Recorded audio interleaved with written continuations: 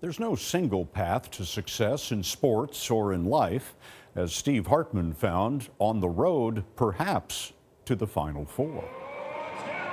Sophomore Caleb Swanigan, number 50 for the Purdue Boilermakers, may be the most talented college basketball player in the country. But he is also the most unlikely. It feels like I just had two lives, really. It feels like, for lack of better words, it feels like I died and then, got a reincarnation. This is the new Caleb Swanigan. And this was the old. That's him in the yellow. Over 360 pounds in 8th grade. The only thing this kid could dunk was a cookie. But what makes his success most implausible is that for the majority of his childhood, Caleb was homeless. His mom used to drag him from shelter to shelter here in Indianapolis and across the country until 2011, when she gave up her parental rights. He had a little blue shirt, a tie, and some khaki pants, and had his little duffel bag under his arm. That's all the possessions he had. Roosevelt Barnes adopted Caleb. At the time, Roosevelt was recently divorced and his other kids were grown and gone. And it allowed me to have somebody in the house that I could love again, really.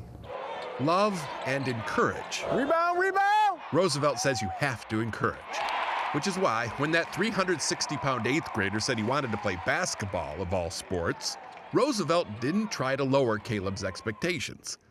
He raised them. When he couldn't jump over a piece of paper, I was telling him, you're great, you're the best power forward in the world. So were you lying to him?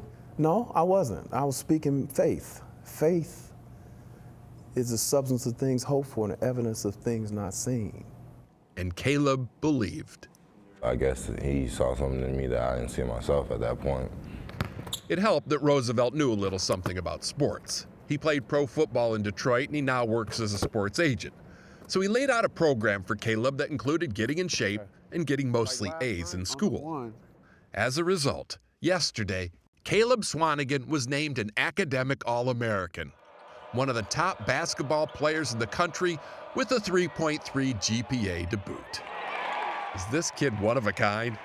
Or is he just one of many kids on our streets and in our foster system who simply need someone to believe?